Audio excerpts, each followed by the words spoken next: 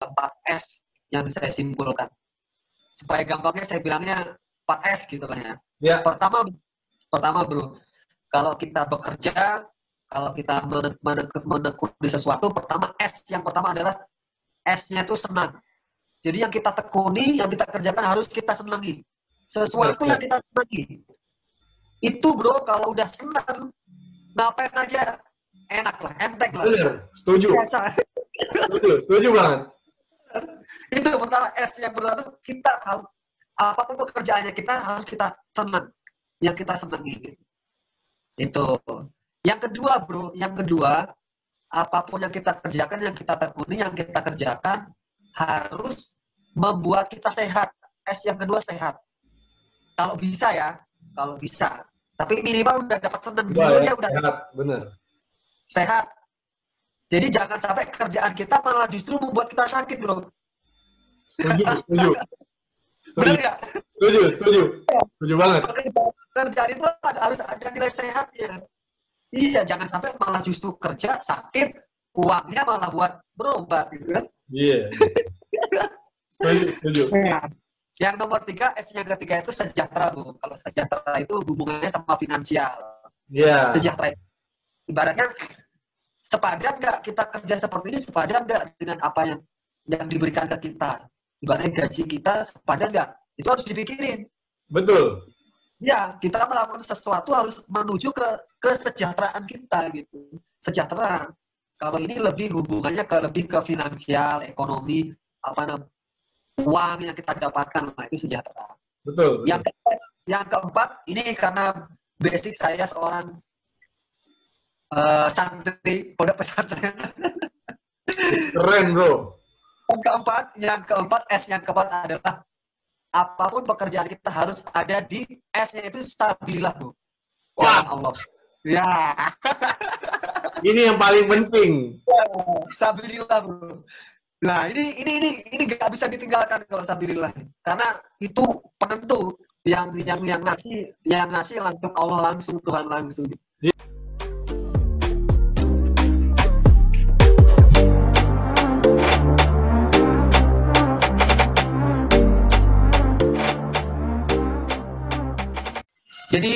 Jadi kalau saya sih gini bro,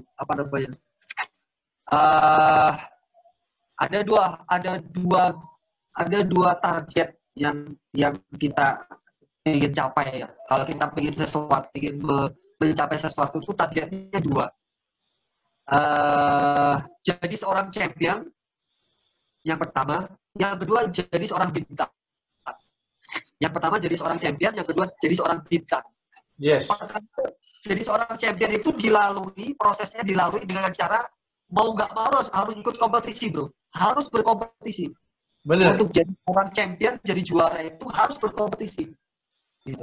Nah, di atasnya itu ada namanya bintang. Kalau bintang ini orang sudah nggak melihat dari apa yang dia dapatkan. Bintang itu ibaratnya gimana ya bro? Aduh susah. Dia nggak juara, tapi dia dikenal. Itu gimana bro? Dia nggak juara, tapi dia dikenal. Iya. Ada nilai-nilai yang dia bisa tebar, bukan dari sekedar juara gitu. Iya, betul. Jadi gini, seorang pesepak bola ketika dia juara belum tentu dia bisa mengaplikasikannya itu ke orang lain, belum tentu. Benar. Juara hanya buat diri sendiri.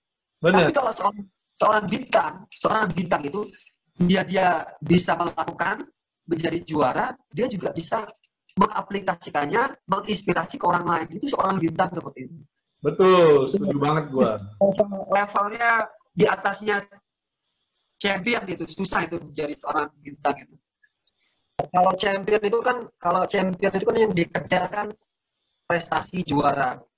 Betul. Tapi kalau seorang bintang di atasnya itu bro. Iya, dia punya nilai lebih soalnya. Lebih.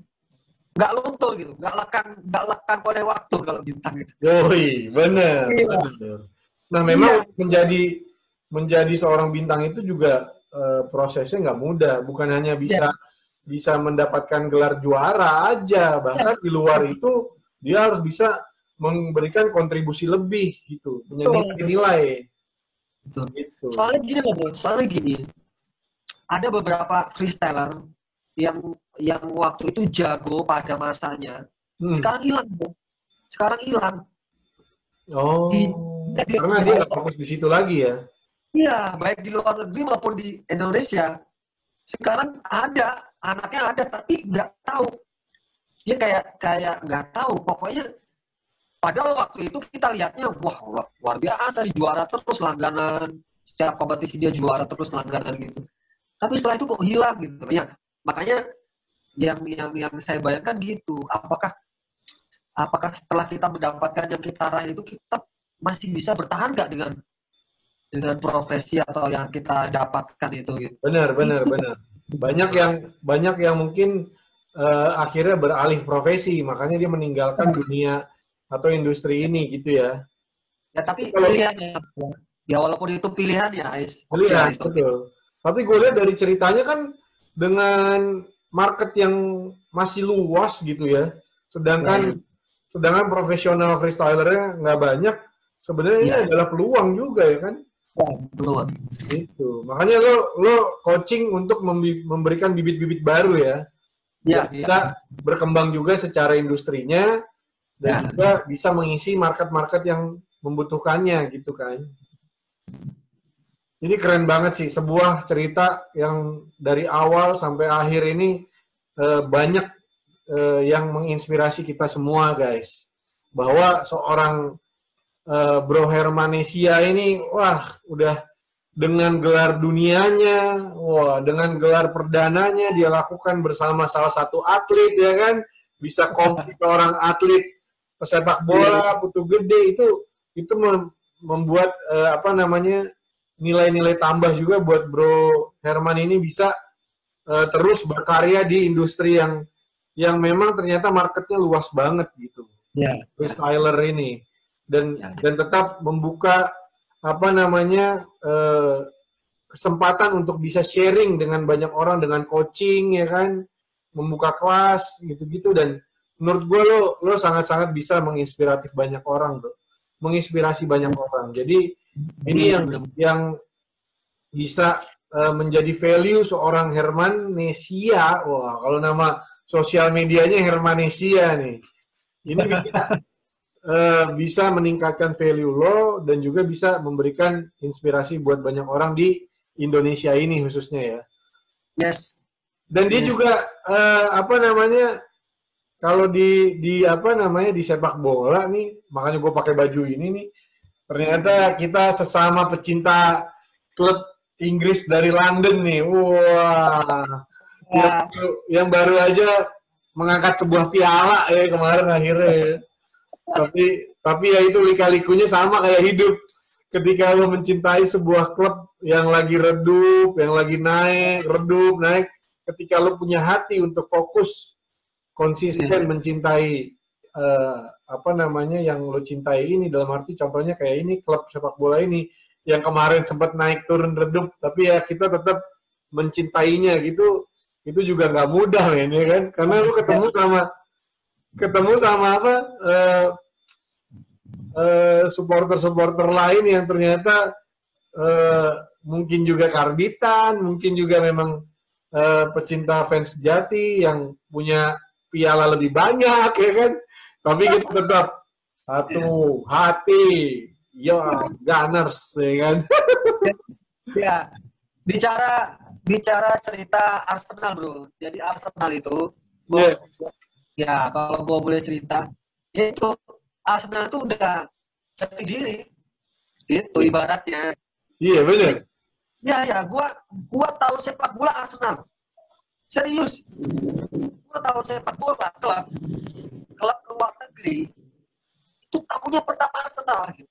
Dan gini buat gua mencintai atau suka pada satu klub itu bukan karena juara atau hebat gitu. Ya oke lah kalau alasannya. Tapi buat gua mencintai itu ya karena gak ada alasan lain untuk suka pada klub itu ya. Itu benar. Kalau ada pertanyaan lu kenapa sih suka Arsenal? Padahal Arsenal tuh kalah gini-gini gak pernah juara. Ya nggak bisa dijelasin, gue suka aja gitu. Nggak, iya, kalau gua boleh bilang kenapa gue suka Arsenal gini. Visi, visi sepak bolanya Arsenal itu dari dulu ketika gue tahu ada klub namanya Arsenal, visinya itu beda dari yang lain menurut gue ya. Dan didukung pola permainannya yang gue suka tipe permainannya Arsenal waktu dulu ya. Kalau orang taunya Arsenal zaman sekarang, berarti lo bukan pencinta sejati Arsenal menurut gue. Iya. Gue tahu emang mungkin nggak dari dulu banget, tapi gue memang era Arsene Wenger di awal-awal. Era-era awal 2000-an lah. Gue dulu 90-an mah nggak lepas dari Liga Italia gue. Juventini gue. Tapi ketika Liga Inggris terbuka masuk di era 2000-an awal, gue langsung membuka diri untuk tahu lebih dalam Liga Inggris kayak apa, dan gue ketemu yang namanya klub Arsenal, bro.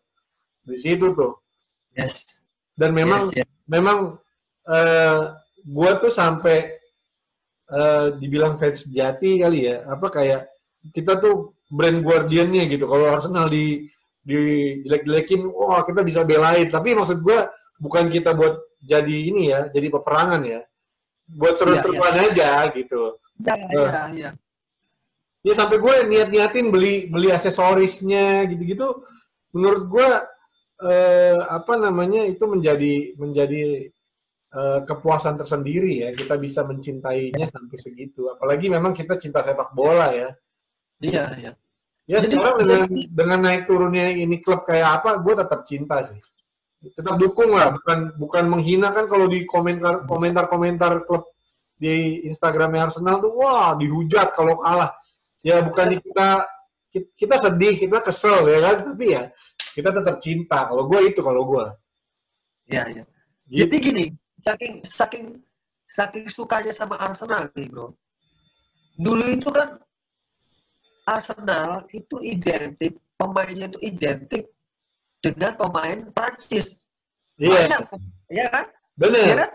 Pemain Prancis kan banyak dari yang di Arsenal. Iya, dulu kan udah Petit, Will Thorpe gitu-gitu, Thierry Henry, Petit segala macam ya. Anelka pernah. Waduh.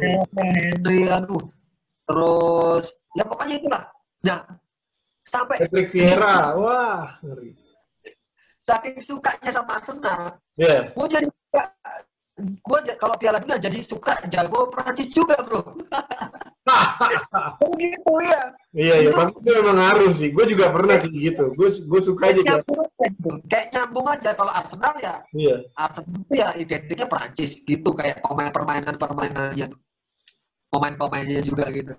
Bener. Itu gue juga ngalamin kok. Akhirnya beralih mencintai sebuah negara yang isinya banyak pemain Arsenal gitu kan. Itu Nasri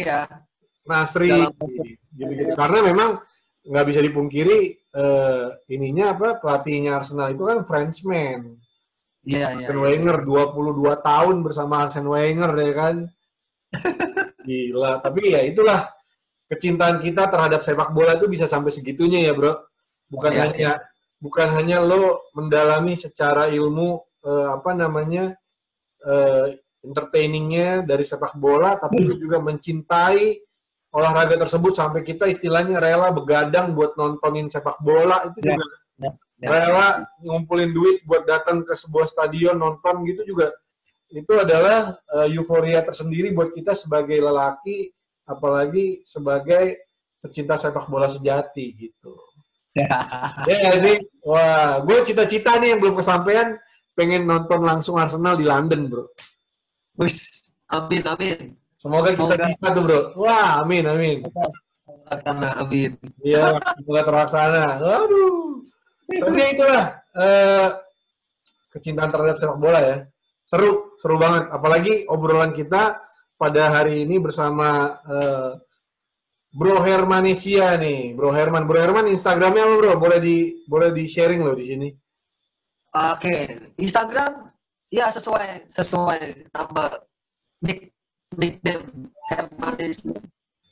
Jadi kalau kalau susah untuk cari Instagram itu bisa juga ketik Freestyle Soccer Indonesia. Ya. Udah itu pasti insya Allah keluarnya salah satunya nama saya Hermanisia. Siap. Ada juga Hermanisia itu ada ininya, ada artinya tuh. Artinya simpel aja, Herman orang Indonesia. Gitu. Woy. Herman orang Indonesia. Jadi kita nggak usah mikir yang panjang artinya gini, enggak. Karena kita cinta sama Indonesia ya, cari nama-nama yang ya nama-nama yang ada hubungan dengan Indonesia. Kita ambil aja belakangnya. Benar. Ya, sekarang muncul juga banyak bro. Balinesia ada. Iya, benar. Karena Balinesia ada. Iya. Kemarin kurban ada Kurbanesia. Kurbanesia, benar. Ya, itu semuanya memang related dengan kecintaan kita terhadap negara kita yang sangat kita cintai, negara Indonesia gitu. Dan apalagi Bro Herman ini juara dunia mewakili negara Indonesia waktu itu. Jadi memang cintaan kita terhadap negara ini juga harus bisa kita wujudkan gitu ya. Gitu. Jadi kalau juara semua punya peluang, Bro. Kalau juara semua peluang, dan setiap waktu ke waktu, setiap tahun itu pasti juara itu akan selalu berubah gitu. Maksudnya naik turun. Ya. Tapi yang paling susah adalah mempertahankan konsistensi. Gitu. Ya, kalau juara sih itu semua sesuatu yang bisa berubah setiap. Iya. So, ketika kita berkompetisi kan ada menang ada kalah. Gitu. Tapi kompetisi sesungguhnya adalah mempertahankan konsistensi kita itu di bidang yang kita tekuni itu. Itu juara yang sesungguhnya itu. Ketika orang-orang sudah mulai nggak ada di satu titik itu atau di tersebut gitu ya. Itu tapi kita tetap bertahan gitu. Nah itu juaranya ya orang yang bisa bertahan itu yang juara. Benar. Karena nggak banyak orang yang bisa konsistensi terus untuk menekuni bidang yang dia punya gitu kan. Angkatan saya udah banyak bro yang udah nggak freestyle. Iya makanya jadi ini sebenarnya sebuah peluang dan marketnya juga memang luas gitu, banyak. Jadi buat lo semua anak muda nih di Indonesia, salah satu bidang ini adalah bidang yang cukup bisa menerbitkan anak muda baru yang bisa membanggakan negara kita juga gitu. Jadi produktif, bisa menghasilkan, apalagi itu ya. Ya gini bro, kalau kita mikirnya dalam tanda kutip penghasilan ya, profit segala macam, uang segala macam ya itu rezeki. Benar. Tapi yang kita pikirkan adalah olahraga yang kita tekuni itu bisa menghasilkan positif buat diri kita, terutama sehat bro. Benar. Itu yang paling penting. Iya. Gimana bro? Gimana nggak enak kita olahraga, hibur orang, sehat, dibayar, coba. Nah, itu enak banget tuh. Berdasarkan hobi lagi ya kan, waduh. Ya kalau hobi masih bisa bro. Ada yang segmennya ada yang tertentu, misalnya hobinya main game. Yeah. Main game itu ya mohon maaf, ibaratnya kalau terlalu lama juga bisa sakit bro. Iya. Yeah. Ya, tapi kan kalau olahraga kan kita sehat bro. Iya, setuju. Poinnya itu poin tambahan yang sangat bagus banget. Gitu. Iya. Dan memang ketika kita sehat, kita juga bisa mengerjakan ibadah dunia kita dengan optimal gitu. Iya. Ya mungkin inilah yang bisa kita sharing bersama Bro Hermanisia nih. Wah, banyak banget ilmu yang bisa kita dapat dari sharing hari ini. Kisah inspiratif. Boleh nggak? Saya ada 4. Boleh. Ini untuk conclusion lah, untuk penutup aja lah. Siap. Boleh. selama saya menekuni freestyle gitu dengan segala prosesnya, perjuangannya itu, saya coba menyimpulkan ada 4S yang saya simpulkan. Supaya gampangnya saya bilangnya 4S gitu kan ya. Ya. Pertama bro, kalau kita bekerja, kalau kita menekuni sesuatu, yang pertama adalah S-nya itu senang. Jadi yang kita tekuni, yang kita kerjakan harus kita senangi. Sesuatu yang kita senangi. Itu bro, kalau udah senang, ngapain aja enak lah, enteng lah. Bener, setuju. Setuju banget. Itu pertama S. Yang kedua tuh kita apapun pekerjaannya kita harus kita senang. Yang kita senangi. Itu. Yang kedua bro, apapun yang kita kerjakan, yang kita tekuni, yang kita kerjakan harus membuat kita sehat. S yang kedua sehat. Kalau bisa ya, kalau bisa. Tapi minimal udah dapat senang dulu ya, udah sehat, bener. Sehat. Jadi jangan sampai kerjaan kita malah justru membuat kita sakit, bro.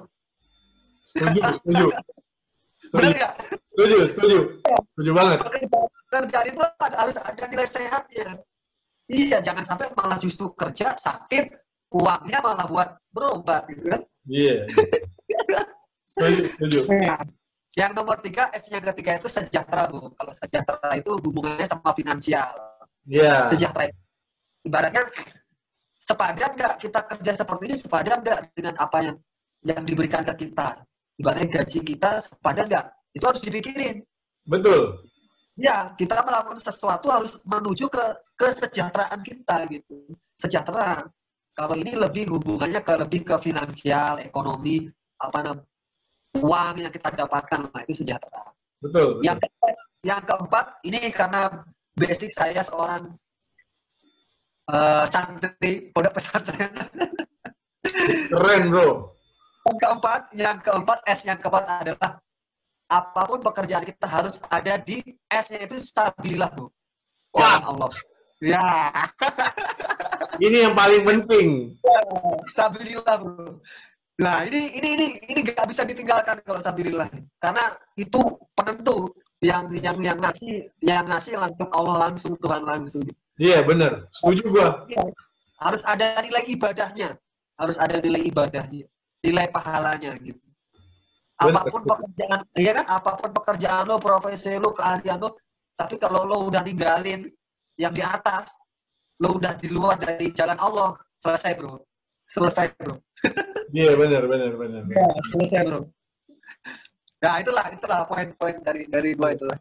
Ada 4S tadi. Mantap. Yang penting 4S itu salah satunya juga dari yang keempat tadi itu sabilillah, ada statement yang tidak bisa dilupakan dari kita. Kalau bisa hidup di dunia itu barokah, ketika kita mati masuk surga. Wah, itu dah. Itu udah nasihat agama yang sering kita dengar ya. Nah, gitu. Nah, itu yang bener. Itulah yang keren banget. Kalau yang 3S ini berhasil, tapi yang S yang terakhir itu nggak berhasil, selesai, bro. Selesai semuanya. Makanya sebenarnya 4S ini, S yang keempat ini yang paling dinomorsatukan juga. Iya. Gitu. Keren bro, keren banget. Alhamdulillah, Zaza Kalauhero nih. Wah, inilah di penghujung diskusi kita ini sangat mencerahkan sekali.